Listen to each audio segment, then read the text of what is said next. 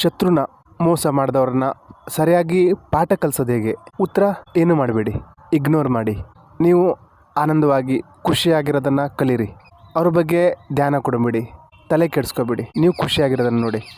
ಇದೇ ನೀವು ಅವ್ರಿಗೆ ಕೊಡೋ ದೊಡ್ಡ ಶಿಕ್ಷೆ. ನಾನು ಅವನಿಗೆ ಬಿಡಲ್ಲ, ಸರಿಯಾಗಿ ಪಾಠ ಕಲಿಸ್ತೀನಿ, ಬುದ್ಧಿ ಕಲಿಸ್ತೀನಿ ಅಂತ ಸೇಡ್ ತೀರಿಸ್ಕೊಳ್ಳಿಕ್ಕೆ ಹೊರಟಿರೋರಲ್ಲ, ಮೂರ್ಖರು. ಅವ್ರು ಒಂದು ಮಾತು ಏನೋ ಹೇಳಿದ್ರು, ನೀವು 4 ಮಾತು ಮಾತಾಡಲಿಕ್ಕೆ ಯೋಚನೆ ಮಾಡ್ತಾಯಿದ್ದೀರಾ. ಅವ್ರು ಒಂದು ಮೋಸ ಮಾಡಿದ್ರು, ನೀವು ಅವರಿಗೆ ಜೀವನ ತುಂಬ ಸರಿಯಾದ ಪಾಠ ಕಲಿಸ್ಬೇಕು ಅಂತ ನೋಡ್ತಾ ಇದ್ದೀರಾ.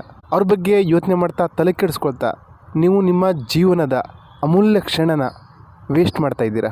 ನಿಮಗೆ ಕಾಲು ಎಳಿತಾ ಇರೋವಂಥವ್ರು, ನಿಮಗೆ ಟಾಂಟ್ ಹೊಡಿತಾ ಇರೋವಂಥವ್ರು, ನಿಮ್ಮನ್ನು ಕೆಳಮಟ್ಟಕ್ಕೆ ತೋರಿಸ್ಲಿಕ್ಕೆ ಪ್ರಯತ್ನ ಮಾಡ್ತಾ ಇರೋರಿಗೆಲ್ಲ ನೀವು ಬೆಲೆ ಕೊಡೋದನ್ನು ನಿಲ್ಲಿಸಿದಾಗ, ಕೇರ್ ಮಾಡದಿದ್ದಾಗ ಅವ್ರಿಗೆ ನೀವು ದೊಡ್ಡ ಶಿಕ್ಷೆ ಕೊಟ್ಟಾಗಾಯಿತು.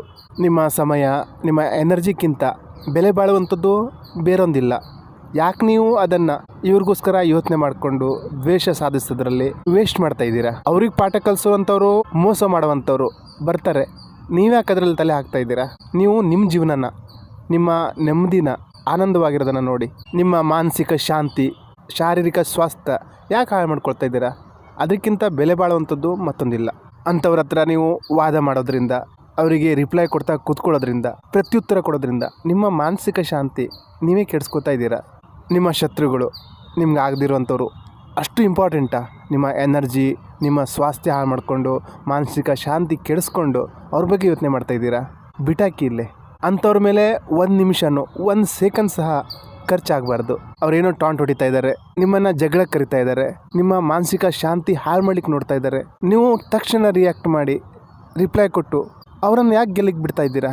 ನಿಮ್ಮ ಶಕ್ತಿನ ಯಾಕೆ ವ್ಯಯ ಮಾಡ್ತಾ ಇದ್ದೀರಾ? ಇಗ್ನೋರ್ ಮಾಡಿ, ಅವ್ರಿಗೆ ಬೆಲೆ ಕೊಡೋದನ್ನು ನಿಲ್ಲಿಸಿ. ಎದುರುತ್ತರ ಕೊಟ್ಟು ಅವರನ್ನು ಗೆಲ್ಲಿಗೆ ಬಿಡ್ತಿರೋ ನೀವು ಅಶಾಂತರಾಗಿ, ಅಥವಾ ನೀವು ಶಾಂತರಾಗಿದ್ದುಕೊಂಡು ನೀವು ಗೆದ್ದು ಅವರನ್ನು ಸೋಲಿಸ್ತಿರೋ? ಯೋಚಿಸಿ ನೋಡಿ.